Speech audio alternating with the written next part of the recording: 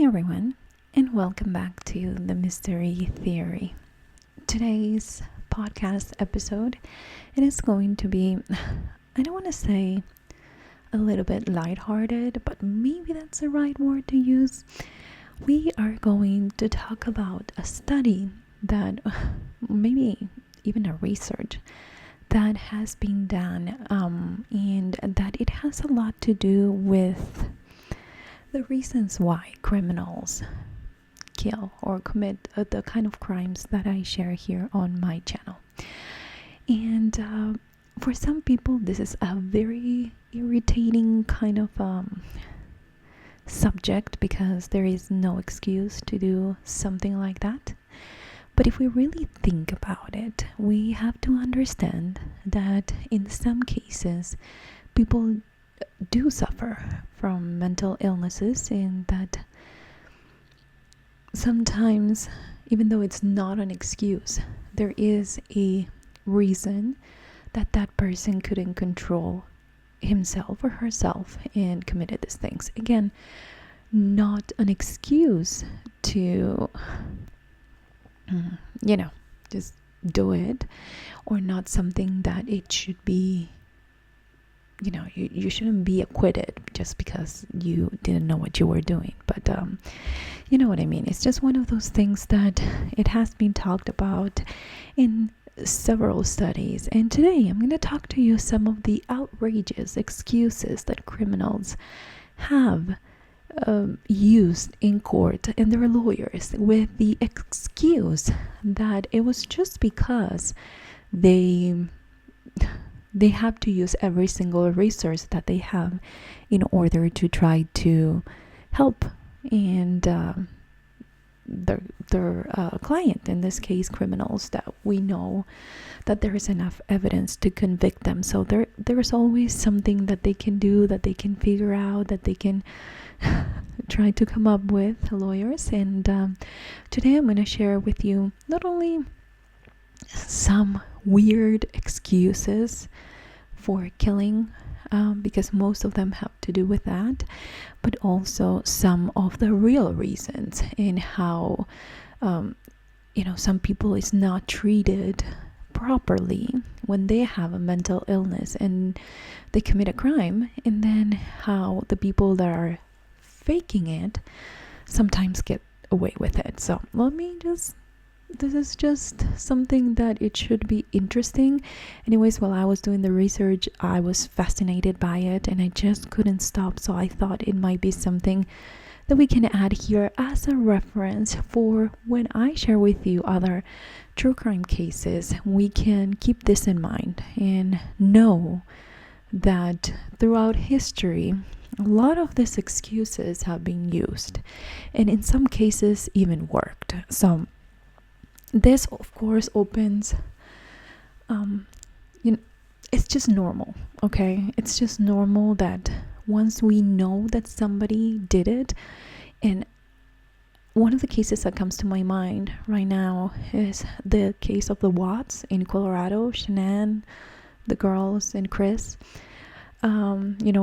Everyone thought that they were the perfect family, that they weren't struggling, that they had plans, they were expecting a baby, and then all of a sudden he decides to kill everyone. And you're like, okay, what did he think? I mean, what was he thinking when he did all that? Did he really believe that he was going to get away with it?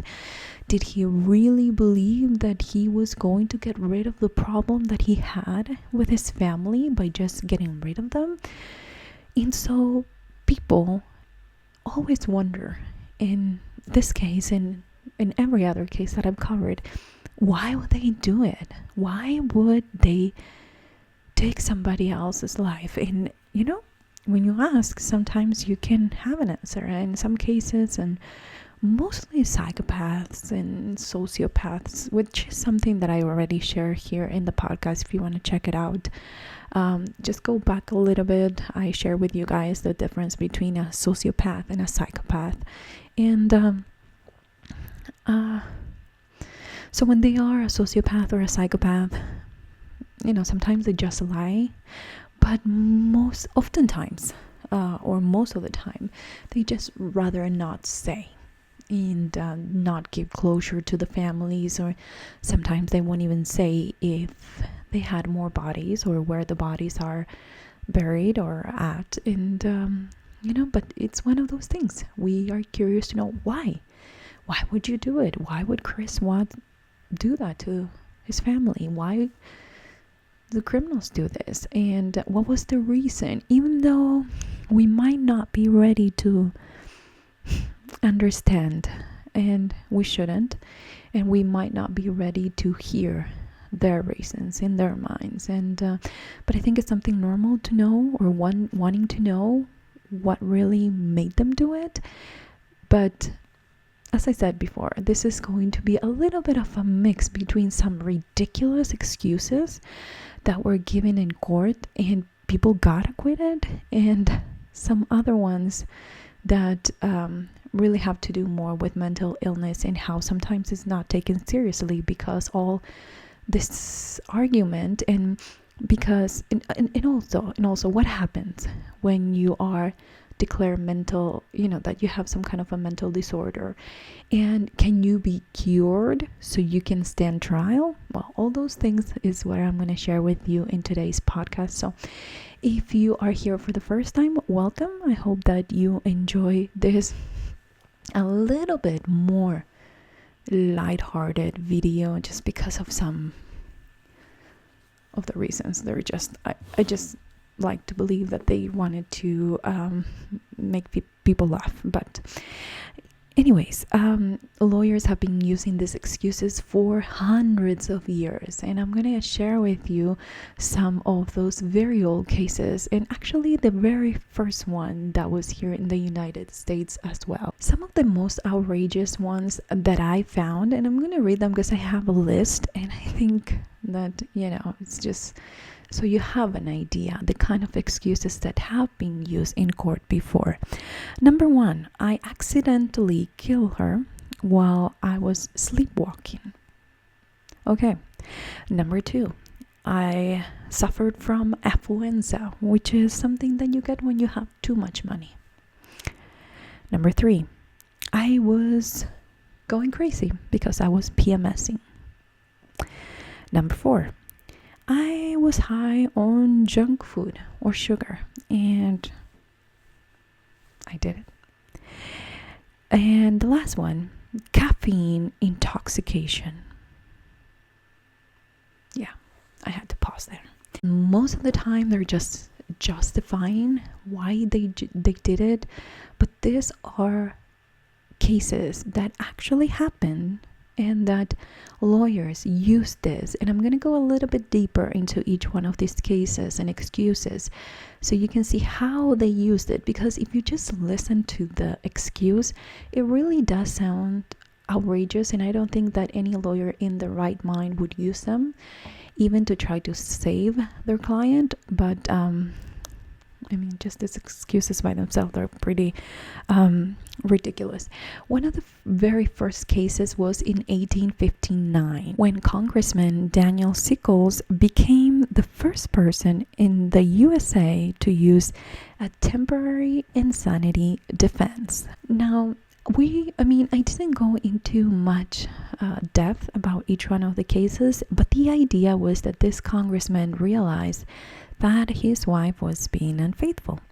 So he decided to just go and find the guy in the middle of a park, and not only any park, across the street from the White House. Granted, the White House, it's a big place, but this park is across the street from it, or at least one of the areas at the time in 1859. So he decided to go to the park and shoot the guy. So the lawyer decided that he was going to use the defense that he went mad because his wife was being unfaithful. How ridiculous is that? That happens every single day, and if we're going to excuse that, then I think that we're going to start to see a lot more of this kind of cases. So it's not only outrageous, but in this case, the court bought that excuse and he got acquitted. So Maybe it was because of his position in the White House. Maybe, this was in the 1800s, so I don't know how different things were back then. Maybe this wasn't a common thing, but nowadays it's something that we see a lot, sadly. So maybe it was so rare that they decided to, excuse this guy for doing what he did because he was jealous and just he went insane for a few minutes and then went back to normal. But it's just one of those that not only was the first one, but was the first one to get away with that. Now, nowadays, it's not used as often as you think. I feel like a lot of times when we like to research cases and things that have to do with crime, we see that excuse over and over again. But according to some research, there is only a 1% of people that use this defense, and that is a portion of that 1% that it's actually that it's actually true, or that the court find it to be true. So it is not something as common as we think. And just to make things worse, there are some states in the United States that don't even allow it. So you just can go to court and say, my client has schizophrenia, or he was hallucinating, or he had this mental illness, or some states won't even allow it. Now, mental health advocates, they believe that by having this choice and by having this option everywhere, it is the most compassionate way to help people with mental disabilities or with some kind of a diminished mental capacity because of the illness that they might be suffering. And also, something that you should know is that nowadays, it wasn't like back then in the 1800s. If you are found, like you have some kind of like insanity, or you had a moment of insanity, or whatever the term is for that, it is not as easy. And according to mental health advocates, they say that usually the sentences for people with mental illnesses are much longer than if they were found guilty in a court. So it's not like you're going to get away with it like the congressman did. This is one of those things that it really, it's a different route. It's not like, okay, I committed this crime, now this is going to court and find guilty, you'll go this way. But if you have a mental disability, or if you have some kind of a mental illness, there is another way. But it still kind of puts you in a situation where you're going to be locked up. And sometimes if you fall into the category of mental illness or incapable to stand trial, you'll still end up a lot of time. Most times you're going to end up there for longer than if you were found guilty in a regular court of law. Now, I'm going to give you a few examples of some outrageous, I don't want to say excuses, but reasons of why they did it, okay? Number one, it was somewhat recently. It was in 2004 when Stephen Ritz said that he was sleepwalking while he grabbed a flower pot, threw it in his girlfriend's head, then beaten her and stabbed her in the neck. Now, something that you should know is that he was in fact bipolar, but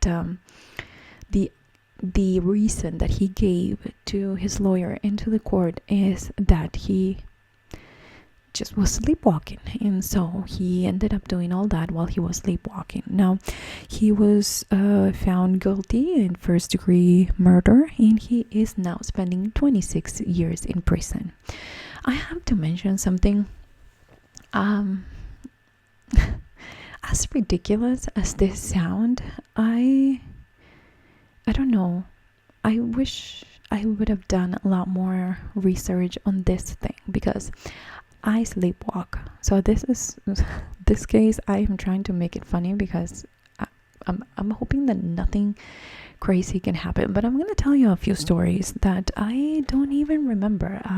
Some Some of them I was told by my husband, and some other ones I woke up in the middle of doing something that I don't know how I was doing it while I was sleeping. I remember one day I was, well, let's go back. This instance, I did wake up while I was doing it, but I don't remember exactly how I got there. Okay, this was maybe 10 years ago. I was sleepwalking and I started cooking. I turned on the oven. I don't know what I was cooking. I think I was baking something, but I remember having the oil and everything. And okay, I don't remember doing it, but I remember when I woke up because of a breeze from the window woke me up, and I just couldn't believe that I was cooking or baking or whatever I was doing. So that was kind of scary. I went to the doctor and everything because I was like, I'm probably dangerous while I'm sleeping. I don't know what I'm doing. But anyways, then another instance, I was walking out of the house. In the middle of the night, I was walking out of the house. My husband woke up, heard the front door, and he grabbed me and put me in bed. And yes, I did wake up when I got to bed, and I didn't remember anything. Now, that was a long time ago, and the doctors didn't really give me much but they wanted to give me a pill so I could sleep. So I didn't really take it. I tried to do more natural things and, kind of routines and everything to go to bed and not be anxious or anything like that when I went to bed. And that helped a lot. Nowadays, I do still sleepwalk, but for some reason, the only thing I do is I sit in my bed for a really long time, according to my husband. And sometimes I just come to my window in my bedroom and open it in the middle of the night, and then I wake up. I always had night terrors, which, if you don't know what they are, they're pretty scary. So I feel for this guy because, maybe he did all that because of his bipolar disorder mixed with his, I don't know, sleepwalking thing. And truth be told, I mean, since I experienced sleepwalking, while you're sleepwalking, you have no idea what you're doing. But that was outrageous for the court, and of course that he was sentenced to prison, and he's probably still there since this happened in 2004. The other case that was very interesting, and the defense that they tried to use, and again it was unsuccessful, was that he had a caffeine intoxication. Okay, I'll tell you a story and then I'll tell you a little story. In 2010, Woody Will Smith, who was 33 years old at the time, he strangled and killed his wife. And then when he went to court, he said that he had, and I'm going to read because the list is long, too many sodas and diet pills, energy drinks, and lack of sleep. So, according to him, all that combination made him kill his wife. And now he's serving a life sentence. Funny, I had a caffeine intoxication. While I was doing the research for these things, I'm like, okay, really? I had once. I ended up in the hospital because my heart couldn't take it. We were driving back from Texas with a bunch of friends and co-workers, and I was the one that was taking the car, and everyone was so tired. So we were driving back from the Dallas area to the Salt Lake City area, and one of the girls that was caravanning with us needed to stop in New Mexico, and so we took the long way back home, and we were extremely tired. It was extremely hot, and if we took some time to sleep, it would be no more than 20 minutes because we didn't want to leave the windows down and sleep in the middle of nowhere. And so I decided that I was going to drink as much coffee as I could, and I was going to stay up. Once I drink a lot of coffee, I usually am awake for a very, very long time, but up to a point, it was okay. Just so you know, the way back was 36 hours. So driving. Not counting the stops. It was 36 hours driving because of the long road, or the long way that we took in order to stop by and leave somebody or drop somebody in New Mexico. So, long story short, I decided that coffee wasn't working, so I started buying energy drinks. And I think I drank a couple of them, and yeah, I made it home. I was able to drive. I was awake. I was okay. But then when I got home, I started having heart palpitation, and I thought that I was dying. So I ended up in the hospital. They had to do a lot of tests. They kind of flushed my system to make sure that I could, the caffeine was too much for me. So I guess caffeine intoxication is really something, but yeah, I don't think that would be enough to make you do something like that, especially knowing that he had he didn't have any kind of mental illness. Number 3 is the Twinkie defense. And even though in the court wasn't really used the word Twinkie, that is how the social media, or I should say the media at the time, because there wasn't social media back then in 1978, but the newspapers and the media at the time shared this case as the Twinkie defense. In 1978, the former San Francisco supervisor Dan White, he crawled through a window of City Hall and killed his rival Harvey Milk and the city mayor as well, George Moscone. Now, his defense, or the lawyer's defense, is that he was having some clinical depression, and they even brought a psychiatrist that said that there were a lot of indications that he was in that depression and that he was actually not himself. One of the things is that he was a very fit guy, and he stopped caring for his appearance, and he started eating junk food, lots of sugar, lots of cookies, lots of ice cream, and lots of things that really made him even gain weight and make him feel worse. So because of that, that was an indication that he wasn't himself when he did it. Now, it didn't actually work to get acquitted like the very first case that I shared with you guys, but he actually got only a charge for manslaughter, and he spent 5 years in prison. Now, he killed 2 people, he got manslaughter and 5 years in prison. It doesn't really make sense. But what it does make sense at the end is that when he was released, he committed suicide. So I'm sure that he had some kind of a mental illness or some kind of clinical depression that he maybe never got out of it. But even though he didn't spend that much time in jail, I think that he could never, maybe he didn't forgive himself for doing what he did and ended up committing suicide. So this is one of those stories that it sounds outrageous because of how the media handled it, calling it the Twinkie defense, and because 2 people were killed because of him. But at the same time, you can see that something was wrong inside of him, and it wasn't fixed in jail. So maybe it's something that he should have been sent to a different place, maybe get some kind of extra help, and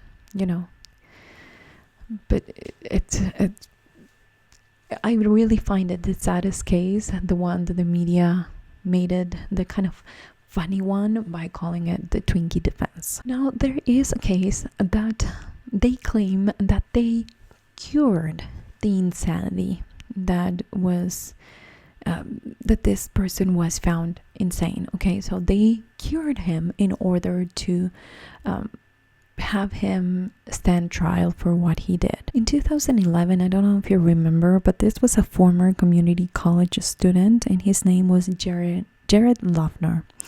He killed 6 people and wounded many in a supermarket parking lot during a political event in Arizona. I believe there was also a lady. I don't know if she was um, she was part of a political party. I'm not sure what her. I can't remember. I know I read about it, but I can't remember what it was. But she was killed there too. And his lawyer claimed that he was not mentally competent to stand trial. And when the state actually evaluated him, they found that he wasn't. He was insane. So what they did is they put him in an institution, and they started to give him treatment for the mental illness and for everything that they could to help him get better. Well, not only because they're nice people and they want him to get better, but because they wanted to retest him, reevaluate him, and see if they could help him so he could stand trial. And he, in fact, after many, many months, he got better. And apparently the media call it they cured him so he could stand trial. And then when he was reevaluated, he was able to stand trial. So this is something that I'm not sure. A lot of people say that it wasn't true, that he wasn't okay to stand trial. He is now serving multiple life sentences for wounding 6 people and killing. For wounding 13 people and killing 6. So a lot of people said that he wasn't really ready to stand trial, but I don't think that they would have considered him insane in the first place if they just wanted justice.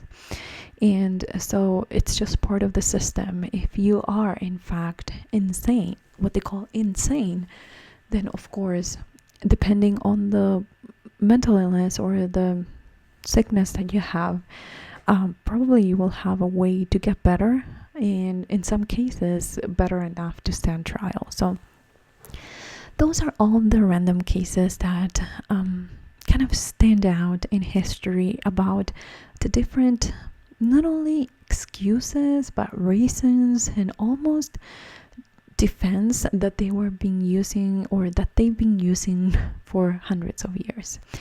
This is one of the ways that they make it work for the court or for the benefit of the client, according to lawyers that were interviewed for this study or for this research that was done. I wanted to add the parts of my sleepwalking and wanted to add also the part of the caffeine, because as outrageous as some of these excuses sound and how they didn't work in court, I just wanted you to kind of relate.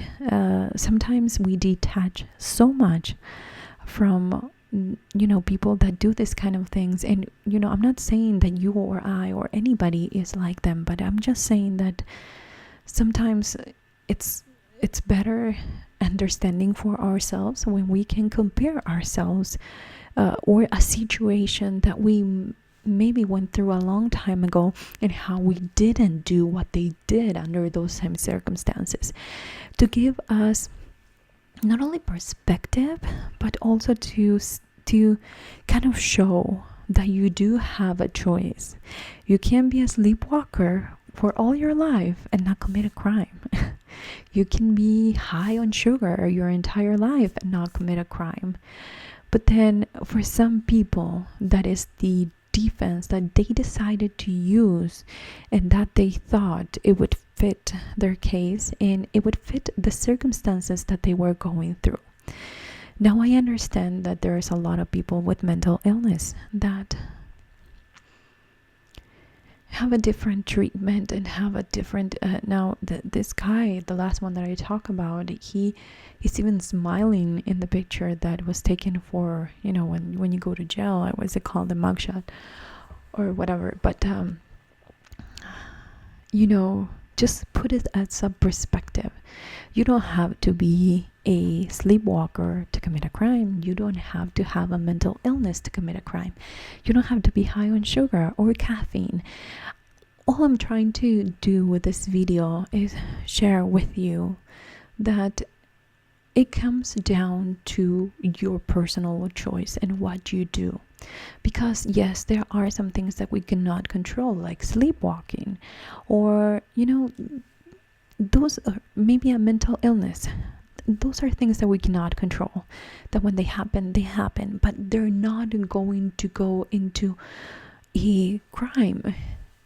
Not necessarily just because you have that. So not because you have a mental illness, you have a weakness, and not because you sleepwalk, you have a weakness, or you should have a tendency to do anything like this.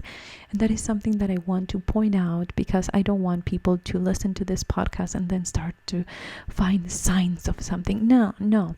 This is just another example that we are in control of our lives, that we can be cheated on, that we can be abused, that we can be treated poorly, and we can still make the choice to live a better life, to treat people differently, and to be a better person and not become that person, the one that abused you, the one that it's still abusing you, and find ways to be proactive. How can you get out of that situation? How can you make this, even if it takes a year, even if it takes time, even if it's just changing something, a habit? You want to stop smoking, or you want to, you started smoking because you've seen your whoever was in charge of you, and you thought that was what you were supposed to do, and now you realize that's not what you want to do with your life.